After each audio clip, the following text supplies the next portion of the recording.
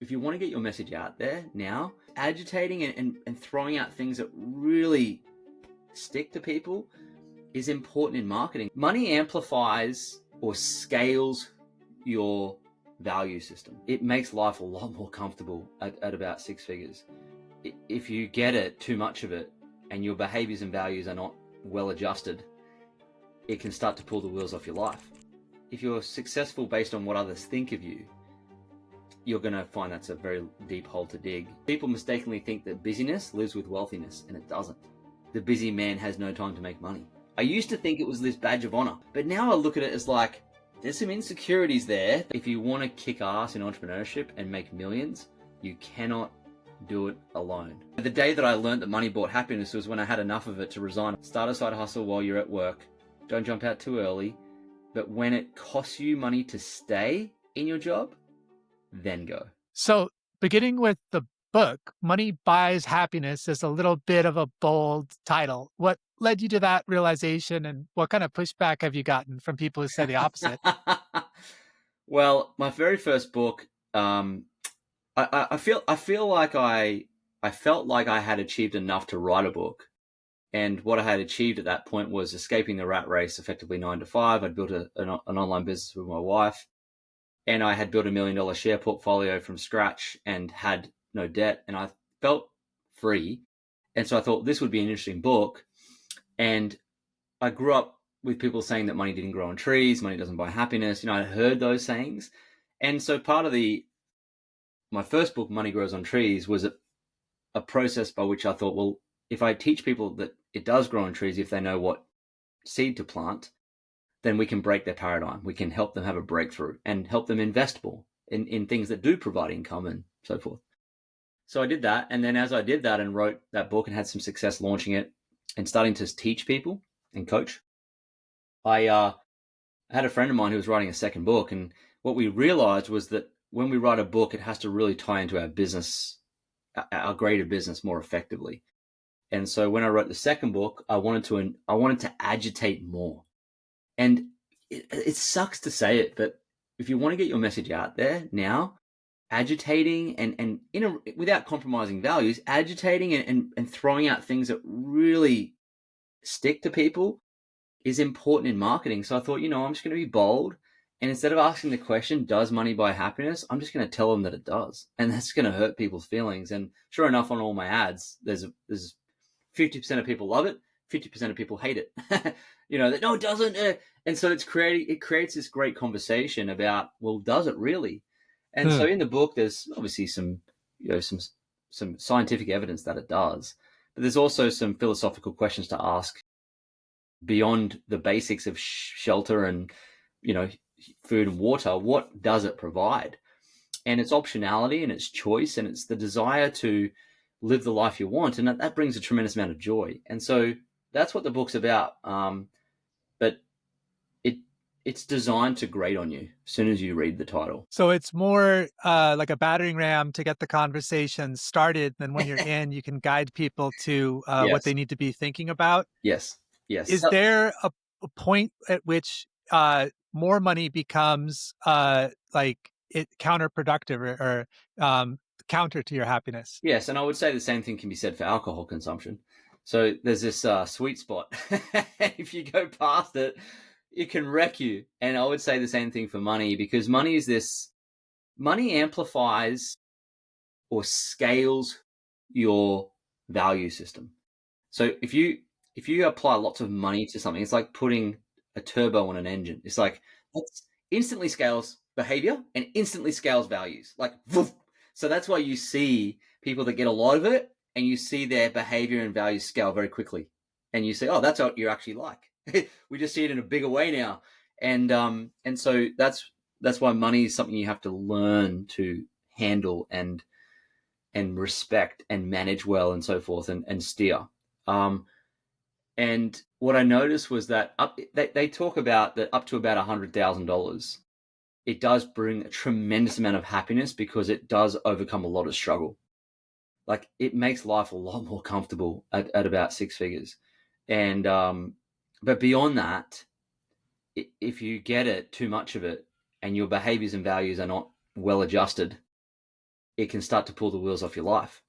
Because Mm. if you have too much money, all of a sudden, if you like drugs, you have more of them. If you like, certain things that aren't good for you, you can have more because you have money to do it.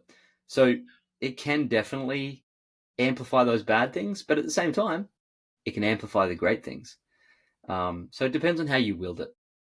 I've heard something, a similar kind of framing put on intellect. And just by having a higher IQ or being smarter or something doesn't necessarily mean you'll be living a better life, because you might be going 200 miles per hour in the wrong direction. Yes. It's like, great, you get there faster. But Yes. uh, yeah, I'm seeing some similarities with like balance Yeah. and scaling Yes. of what's already there. Totally. Yeah. You might have seen this stereotype of new money versus old money, and some of the flaunting that happens when people come into money and they want to maybe show it, and then they get some kind of, I don't know, criticism or pushback. They're having a midlife crisis, or they're kitschy, or have some kind of bad taste or something.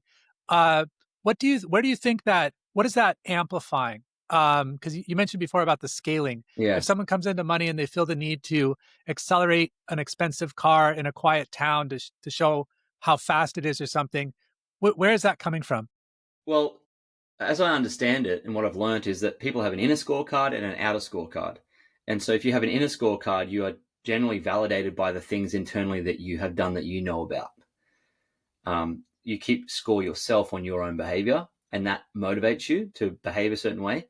And then those with an outer scorecard, they seek the same validation, but from others.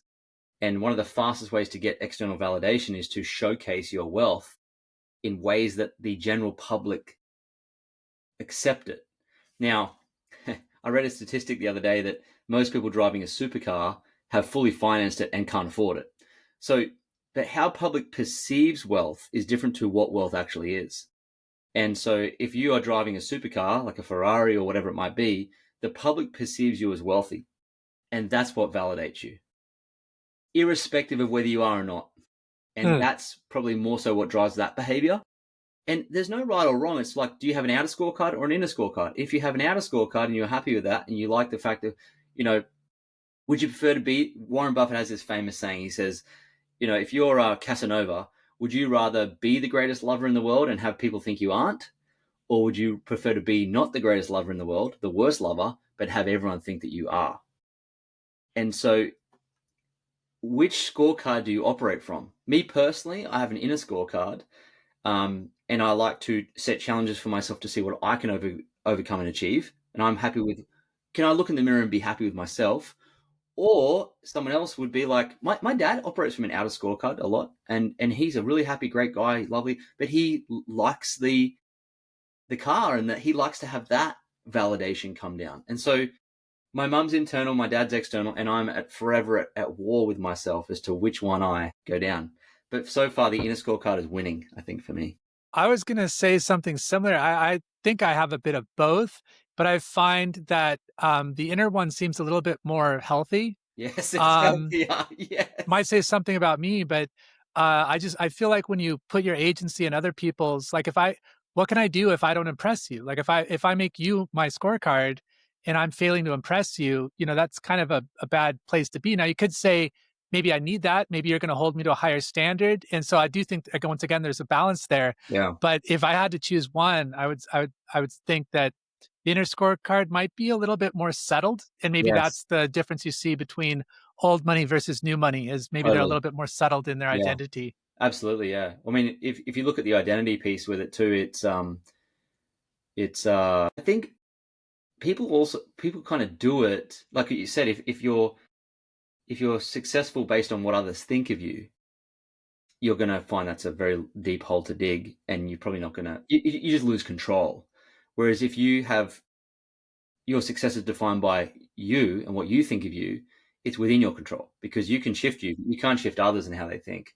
And so Right. I think people are trying to do that. But at the same time, in success world, especially in entrepreneurship, if you have a type of business that requires you to recruit talent or bring on certain clients, I hate to say it, but there is an element of that externalness, that the materialism that you have to have sometimes to get the client in. Like if I'm selling jets, Uh, And I rock up to the the sales presentation in a pair of flip flops and board shorts because I have written uh, a scorecard. May not be the best for the brand. So there's elements of external scorecarding you have to do, I uh, think, still, and yep. sadly, but it's a nice sweet spot in the middle, like what you were saying. I agree. I think there's a balance to be struck there. There is a little bit of a flaunt. If I can show up to a board meeting in my sweatpants, maybe that's a demonstration that I've really made it. But Yeah. at the same time, I feel like it's a little bit disrespectful to other Yes. people. It's like extending your arm to shake their hand. It's like I don't Yeah. have to, but it's polite if I do. And Yeah. I feel like that's never going to go amiss. If you can show some respect for others, even if you don't need to, I Yeah. think that's always going to go over better. Yeah. Same. I agree. What does what does being time rich actually look like in practice these days, especially? Yeah. It's really just a matter of, are you controlling your time rather than someone controlling it for you? And are you at the whims of everyone else's wishes and not your own? And I feel it's easier to become time rich than it is to become rich, because we all have 24 hours in a day. So we all have the same. It's like if everyone had the same amount of money, money would be easier. So we all have the same time. So we can all wield it in a similar fashion. Or, so it's a level playing field. And I realized that playing the game of just building money, like getting richer and richer and richer and richer, Uh, there's always a bigger fish. There's always a new thing to do. There's always an X amount of money to be made. And as you learn, the more money you make doesn't bring you tremendous amounts of more happiness uh, statistically either. And so the utility of money does wear off, like it becomes less usable. And so more of it doesn't actually, change your life. But what does is more time and who you spend it with and what you do. So before I started writing the book 2 years ago, I was fairly busy. I was, as an entrepreneur and a solopreneur, I'm like, I've got 4 businesses I run here, and I'm doing lots all the time. And I thought that being busier meant I was going to get wealthier, and you have to hustle. And I bought into that culture that Gary Vee spoke about a decade ago. So I'm like, and you had to break the paradigm. And so, like, part of the journey of writing a book is, you don't have, as an author, you don't have it all figured out. And people mistake authors for having it all figured out. And I don't. But the project allowed me to shift my thinking, shift my behavior, and shift my values. And I used it as a platform to apply the principles in the book to my businesses in real time, and then share my wisdom in the book about how I actually shifted from being super busy to being less busy and more wealthy at the same time. Because people mistakenly think that busyness lives with wealthiness, and it doesn't. They, in fact, live on opposite ends of the spectrum. And John D. Rockefeller was the one that famously said, the busy man has no time to make money. And so I now look at busy people as broke. I used to think it was this badge of honor, like, oh, they're so busy. Wow, look at them go.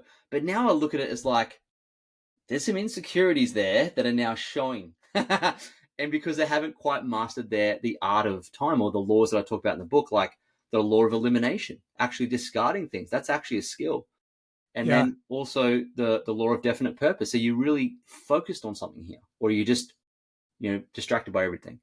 The law of leverage. Do you have leverage in your whole life? Like, are people doing the work with you? Do Uh, you have systems leverage? Are you using your capital appropriately to produce more income? Where's your leverage? I know, uh, and the last one is the law of priority. So what are you prioritizing? Are you working on the right things in the right order? And so that's becoming time rich is a matter of applying those laws to cultivate a calendar that's less busy. So if I look at my calendar, my objective used to be like, I'm going to fill my Google Calendar with as much as I can. I'm going to be the best. And now right. I'm like, my goal is to have more white in there than green. Yep. Yep. You with me on this, right? Like, this is the new Justin Welsh is probably spearheading this whole movement the best. I mean, he's doing a better job than me, even, I think. But he's all about. I follow him a lot because we share the same values. It's about being time rich, not rich. It makes a lot of sense. And I think many entrepreneurs in particular will go through a phase where they realize that their to-do list just isn't going away. It isn't getting shorter. It's only getting longer. And you need to start prioritizing and just kind of either delegating or giving up on certain things, putting in a backlog, etc. Because otherwise, yeah, you'll just be full on and not have any white space. And it's kind of like hypoxia, Yes. where you don't realize that you're not really operating at full capacity. Yes. So your decision making is a little bit diminished. Yes. Your execution is a little bit diminished, and the compounding effect of Yes. those. Yes. So yeah, very well pointed out. Well, I think Rory Vaden made it famous. There's this thing called the focus funnel. And if you throw Mm, all your tasks into it, the first one is what can you eliminate? Then what can you delegate? right. Then what can you automate? And if you just roll things through that as an entrepreneur, you find that you don't have to do as much as what you think you do. And in fact, I've gotten wealthier by being less busy. So I'm proof that actually these principles do work. It's just you have Work to look at smarter, them. not harder. Yeah, totally. But people say that, but often they don't do it. Yeah. So I'd like to ask you what it was like being a development manager in Abu Dhabi. Could you tell us about like cultural differences, Oh, opportunities regionally, etc.? yeah, I can tell you lots about that. So I was 23. I got this incredible job um, for the largest developer in the world. There was $18 billion of projects under management. One of them was the Formula One circuit in Abu Dhabi on Nice. the Yas Island project. It was, 50,000 workers on there. And I worked for that developer and I had a great role there. Like really, it was a wonderful opportunity for me. Had a great manager, but I had a lot of senior managers that weren't necessarily the best in steering the company. And I didn't necessarily align with the values of the local culture there as much because in Abu Dhabi, they're very rich in oil. And to their credit, they have really looked after their local population so well. They really have. Like, if you're a local in Abu Dhabi, you get a house upon being married. You like no one there struggles. There's no homelessness. Like they're very good at looking after their citizens. So I applaud them. I think it's wonderful. Nice. However, much like a child that can be given a trust fund, it also creates a culture of entitlement and not a great work ethic. So what I found was a lot of the work ethic was missing. There was a lot of them, being paid a lot and they weren't doing anything. And so there's this entitlement that, the spoilingness that happens. And I noticed, but they're good. The local people there, the Emiratis, are good people. They're good-hearted people. Like if I said to one of them, "I love your watch," they end up giving it to you. They're very kind, but I found it difficult to work in an environment that was like it was just a dichotomy because the Western workers being immigrated were doing tons of work, and the other locals were like, "Chill, bro. It's inshallah, it's all be." Yeah, and it was Yeah. just strange for me. It didn't align with my values of those that do the work get the rewards. Uh-huh. So Right. that was the biggest cultural shift. But at the same time, the United Arab Emirates is a very uh, accommodating culture. They really do accommodate people there. They like people, and they work well with the world. Um, so it wasn't too drastic in terms of the cultural shifts. I had to get a license to drink alcohol when I first got to Abu Dhabi. So I had to apply for a license before I could buy alcohol. That was interesting. So like a driving test. Yeah, like a driving test, you got to fill out these forms and pay the money, and then you can go buy alcohol. And then what was interesting is that I couldn't room share with anyone in Abu Dhabi, like even a guy, um, because it just was against the rules. And so I was paying a fortune for this 2-bedroom apartment on the Corniche, and I just could not afford it. And I couldn't rent. I thought I'll just get a roommate. I couldn't. So, so part of So that, having a roommate is against it the law? was when I was there. They Wow. have probably relaxed because of Is that homosexuality. sorry? Oh, okay. Yeah, that like they're not all about living together before marriage, and they're not all about homosexuality. So you're a single person in your apartment. There's no roommates or anything. We didn't know that until we got there, and so it was like what happened was we ended up moving to Dubai. Now Dubai had less strict rules, and Okay. part of sorting out my wealth was like, okay, well I've got to move out of this city, so I moved to Dubai. It was cheaper rent, had then 2 initial roommates, but I had to do the commute. And so after like 3 or 4 years of commuting, it just killed me. It was like a 3 hour daily commute. It was just too hard. And so that prompted me, and I also, got to experience building some incredible projects, and I Sounds was like it. earning some tax-free income, and it was fantastic. I mean, there's so many elements that were great about it, but after No a doubt. while, I realized it was capping my ability to scale the dream life I wanted, and I couldn't see myself commuting every single day So that's in 2010 when I read an audiobook of the 4 Hour Workweek by Tim Ferriss. And I mentioned him in my new book because that was the moment that I thought I want that type of lifestyle. Mm-hmm.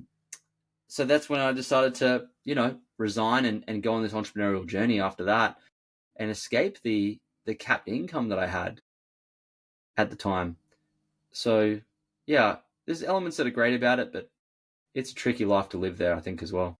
What does your ideal week look like? Have you kind of settled on some sort of metric in terms of number of hours worked or time of day worked versus leisure? Yeah, what's an interesting thing is I'm not a massive leisure person. So like I don't get Okay. excited about jet skiing. I don't really get excited about surfing at the beach.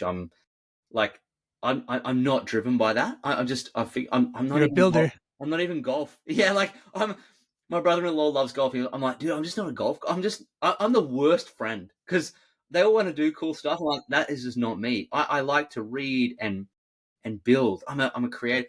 Yeah, so I feel like I'm at leisure. Like what I'm doing right with you right now, this is my jam. I enjoy sharing ideas and building things. And so I would say that my life and my diary doesn't center around leisure. That's probably the first thing. Okay.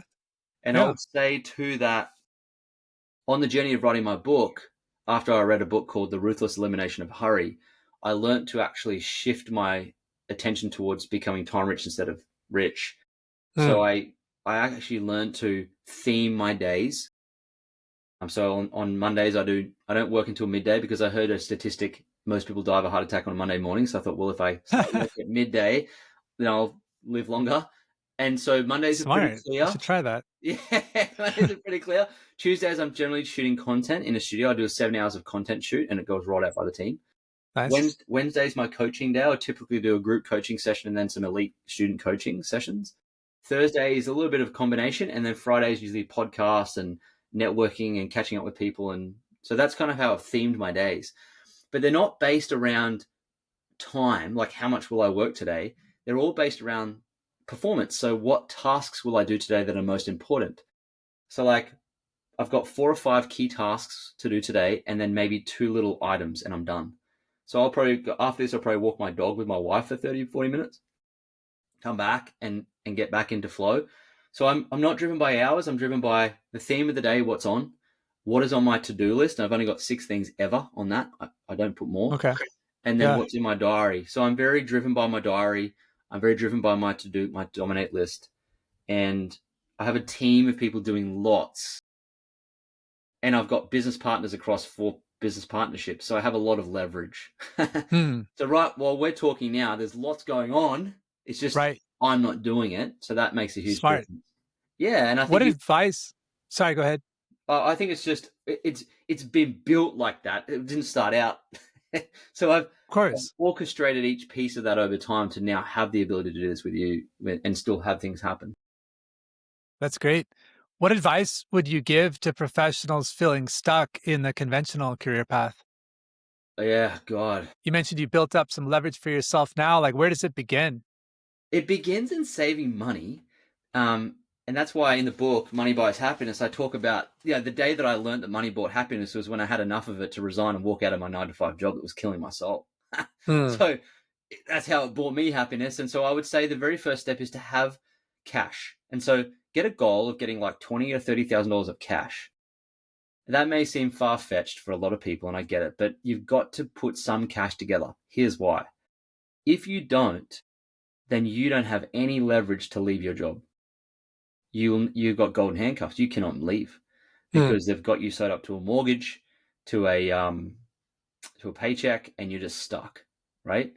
So I'd say if you got some cash, you got some flexibility, you got options. So if you have a bad day in the office, like what happened to me was I was told to go on, my new role would be writing DCP reports for the company.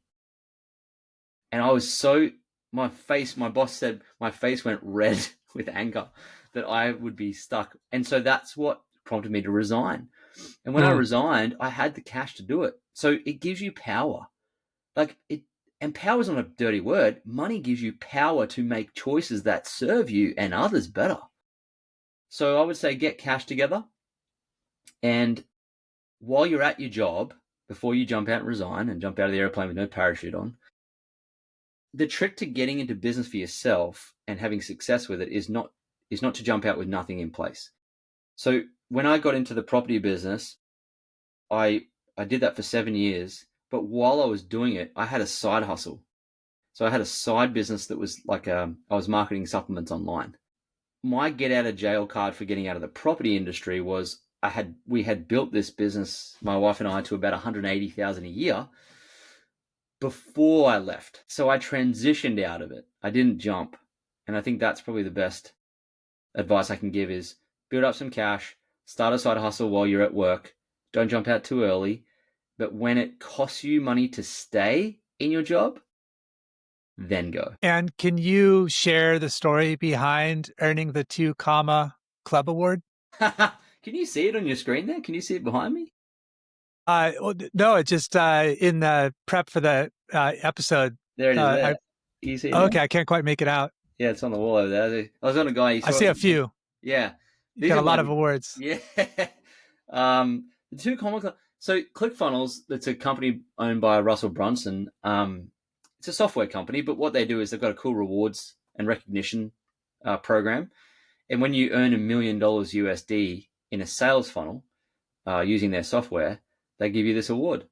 And so you fly over to Florida or wherever they are, Vegas this year, and you go on stage and they give you the award. You get a photo with Russell Brunson and you're a 2 Comma Club award winner. So it's this rite of passage for the online entrepreneur to get. So now we're going for the 10 million one, and that's the next award, and it gives you something to aim towards, you know? And how was that for you? Like, what did that validate for you? What does that feel like? It was on my vision board for a long time. I thought, wouldn't it be cool to win one of these cool awards that I see all over the internet? That it's an entrepreneurship award for online entrepreneurs.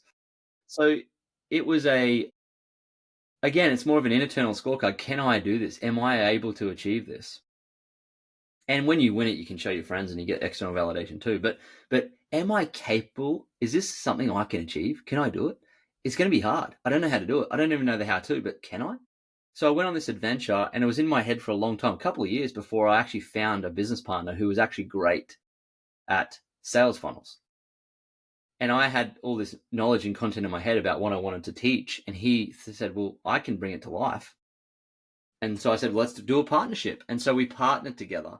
So on that award behind me, you can see it says Lloyd Ross and Jay Top. And so he's my partner in that, and we did it together. So a clue for anyone listening is if you want to kick ass in entrepreneurship and make millions, you cannot do it alone. And I mean, like, you can be a solopreneur, but partnerships and resourcing in certain areas of your business, it's the only way to scale. Like, you cannot scale yourself,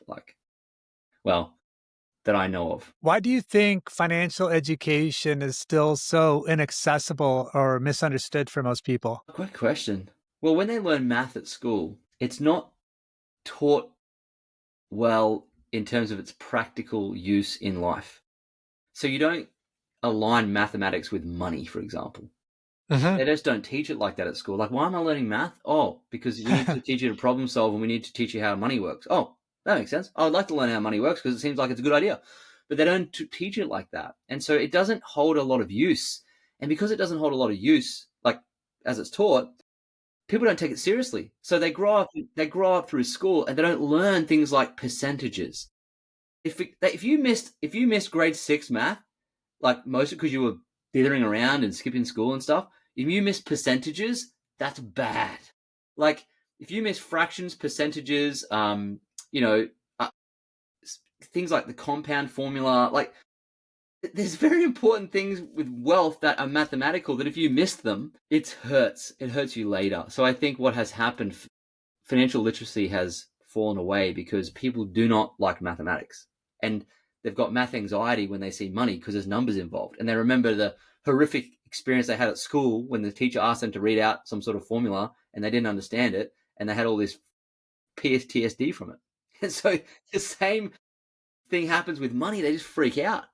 And I think that's what's happened is they've not been taught correctly early, sadly. Yeah, I think there's some room for the way you do things instead of just what you're doing. So a lot of the kind of professors or teachers in the harder sciences sometimes spend a lot of time to get good at what they do, but teaching doesn't happen automatically. It's a skill itself that I think needs to be developed Yes, and of might course.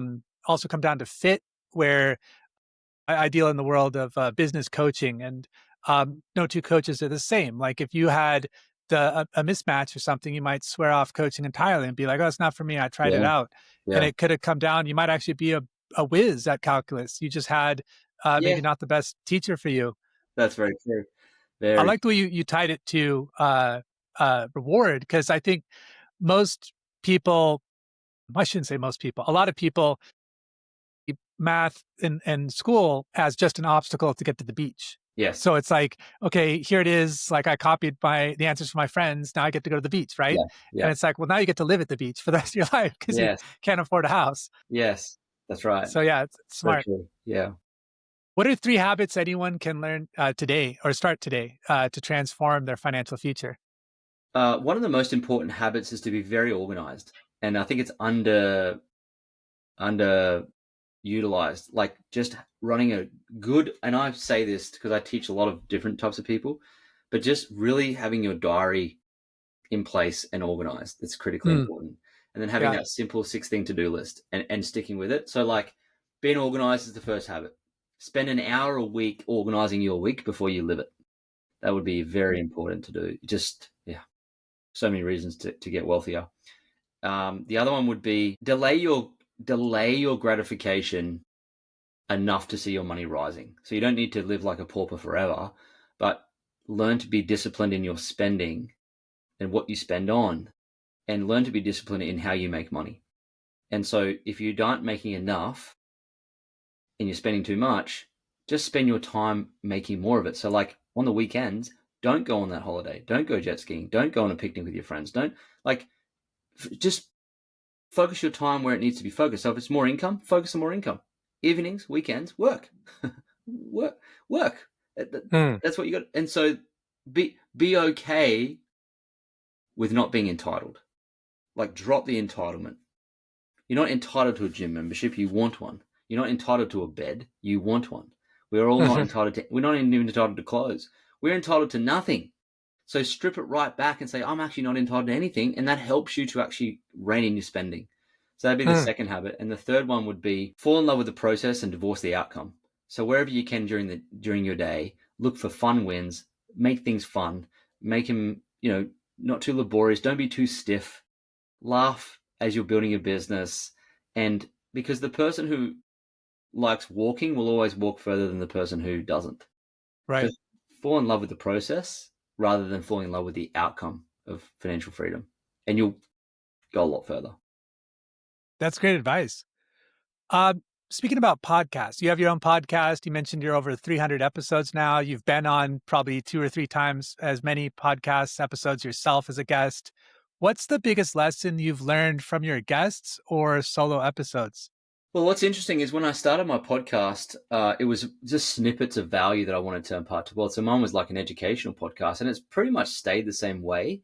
I've only just now started to bring in a couple of guests. The first thing I'll say is there's two different skill sets. There's a skill set to deliver an educational, which is what I like to do because I've got a spiritual gift of teaching and exhortation.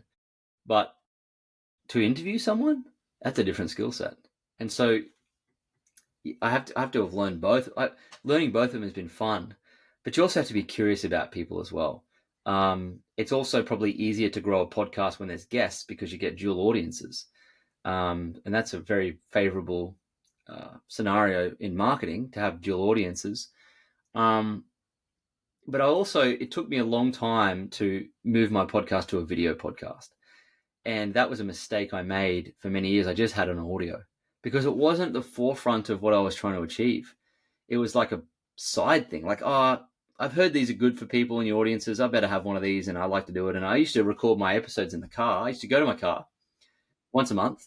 I used to sit in my car, pull out my Rode mic, plug in the bottom of my phone, hit the AVR play button on an app, do my thing for 4 episodes, send it to a friend of mine. He used to upload it for $50 and it was on Spotify. And we hit 155 star reviews doing Nice. that for a couple hundred episodes, and it wasn't until Dan Martell said he started treating his content like $1 million business, and that's the time I went, oh, I'm treating everything else like $1 million business, but I'm not treating my podcast or my content like $1 million business. And when I made that decision, I started hunting for a partner who could actually shoot, edit, ideate, and scale the podcast. And we started that journey 90 days ago.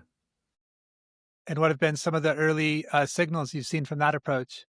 Well, straight away, the brand improves. So the personal brand elevates drastically because the quality of the production is so good. It freed up a lot of my time because I'm not having to send out the content or like I go to the studio once a month. I spend 7 hours there and we create 4 YouTube episodes, 60 reels, and they put it through LinkedIn and Threads and Instagram and we're pushing out 15, 20 posts a day. So it's scaled the brand to be more omnipresent, which has allowed us to attract more clients. It has allowed us to increase our prices. It's also, I think our YouTube channel, we just did a clip and it just got 20,000 views on YouTube for a long form, 34-minute long form. So I think it's now starting to realize I now want to have a goal to hit 1 million subscribers on YouTube for the podcast. So I guess making that decision to go like $1 million, it's the decision that's the hard part. Paying the money sucks too, but what else was I going to do? Like you either just stay where you are and play in the same sandpit, or you go, that sandpit seems to be like more fun. Like it's an adventure. So I was like, well, do I want to go on this adventure of actually making this into $1 million brand, or do I not? Well, I do. Okay, well, you got to invest the money. You got to invest in people. You got to go for it.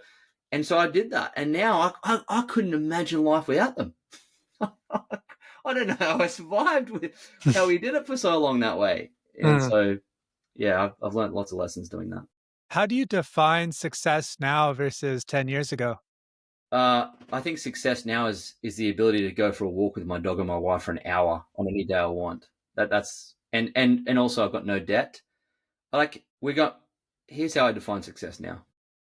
We just booked a month trip to Thailand just because. Didn't have to ask for annual leave. I can work from there. We love it there, and we just booked it, and we can afford to book it, and just cause. And walking my dog with my wife and working. I have no commute now. So success to me now is no commute, holidaying in Thailand for a month, having no debt, having multiple income streams, having wonderful businesses and partners, but not being locked down to anything. And so success has just been crafting the life that I want and getting businesses around developing that life rather than trying to build businesses and then figure out what my life wants to be like after that. So I guess in the early days, I wanted to be rich, but now I know why. and what? Not the money. What is rich? Yeah, good question. Like when you thought that, what image did you have in mind? Yeah, when I thought rich, I thought, a millionaire. So I thought, well, $1 million net worth. But now with inflation and property price and everything, everyone's a millionaire. It's not a special thing anymore. It's just I thought that. But again, as I started to unpack that and work more and listen to books like Tim Ferriss's 4 Hour Workweek and so forth, I started to realize that it was about owning my time and having an endless vacation. And I guess I got trapped in trying to earn money, and you get pulled towards more money making all the time. Like there's opportunity. I got an offer the other day to go make more money. Like when you get good at stuff, people do give you opportunities a lot. And for sure, there's more money on the table. Like I could do 100 keynotes a year and make 300 grand or whatever. And for what purpose though?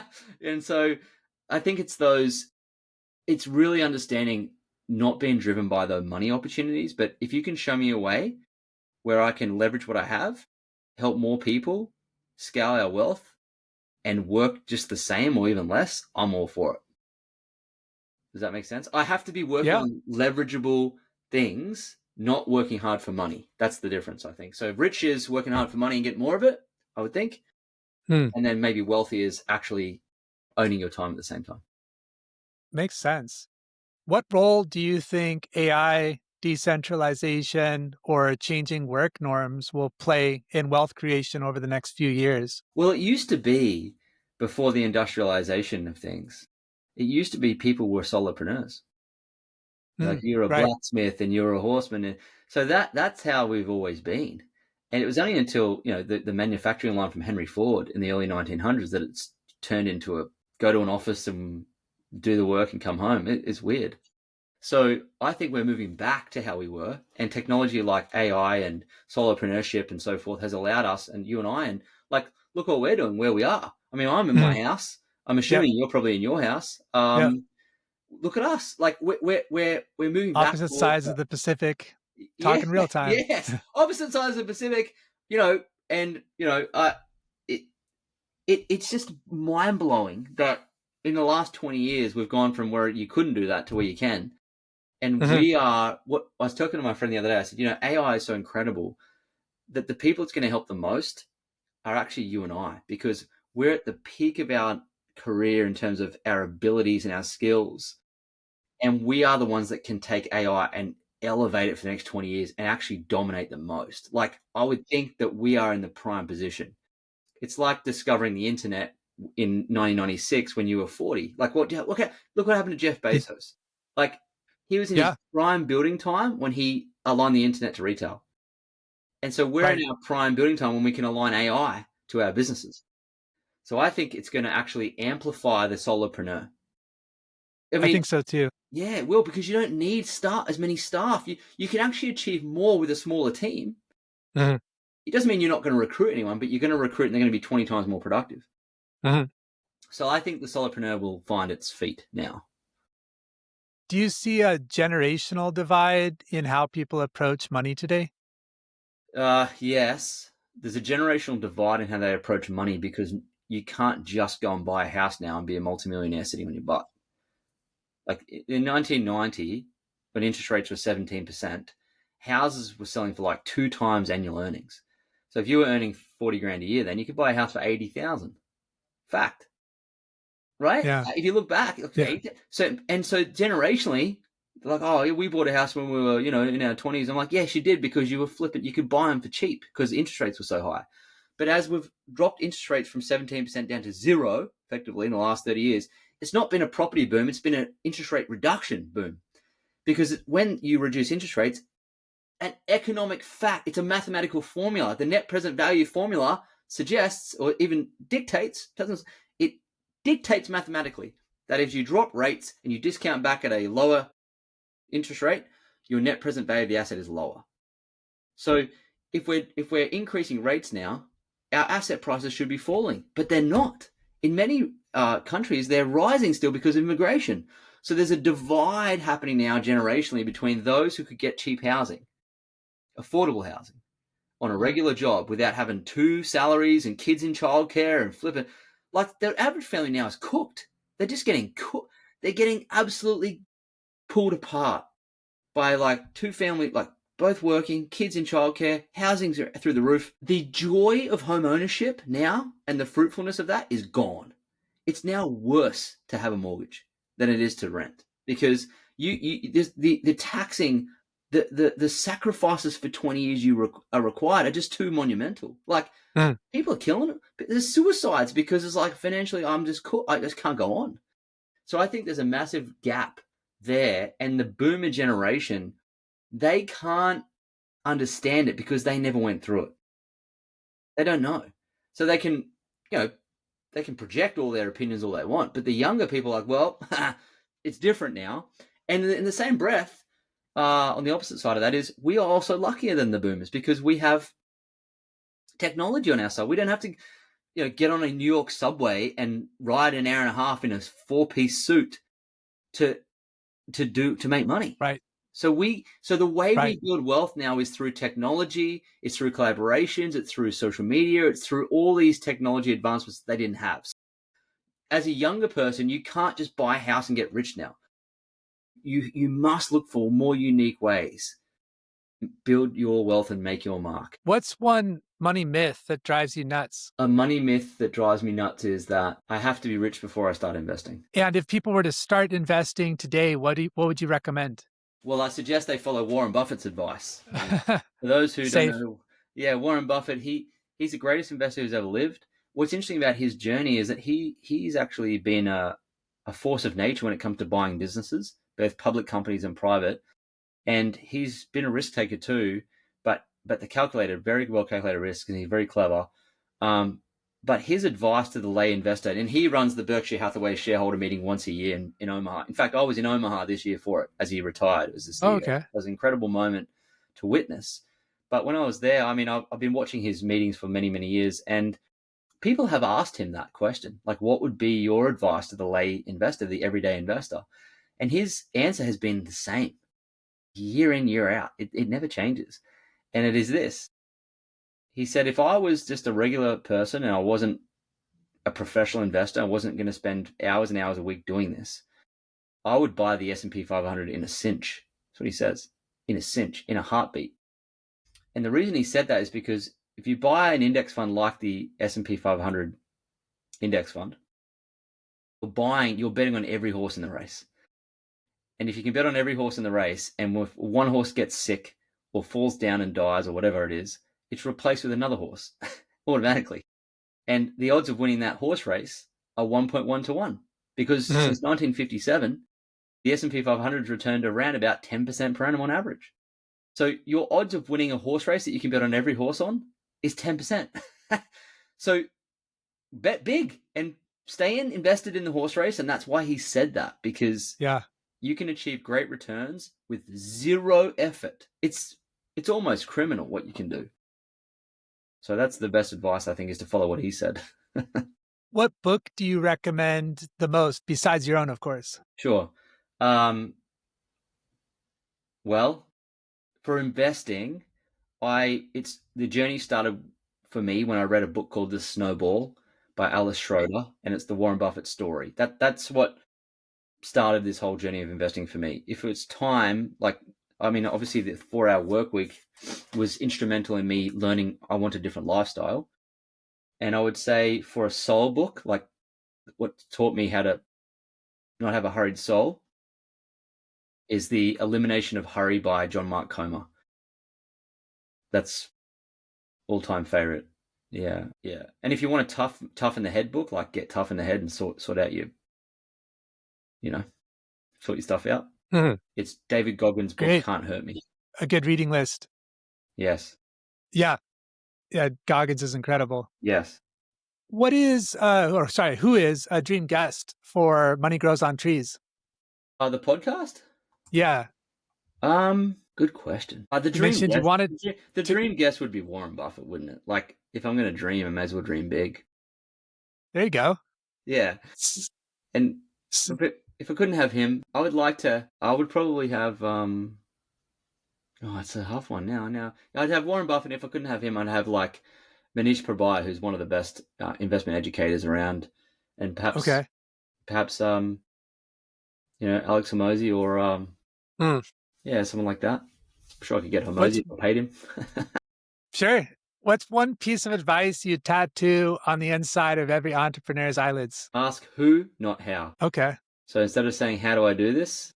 Ask who can do this for me. Yeah, it's smart. Speaking about your leverage, is there anything we didn't touch on that you think we should highlight? I actually think we've touched on everything to do with time, money. We've had this has been, what great questions. I can't think of anything else. We've nailed it. Great. Where can people keep up with what you're doing and get in touch with you? So best way to keep up with me is probably on Instagram. My handle is Lloyd James Ross. And on there you can, I've got lots of free content, lots of fun things. You can access the books, keep up to date with what's happening for sure. Great. Well, thank you for chatting with us today. It was a real pleasure.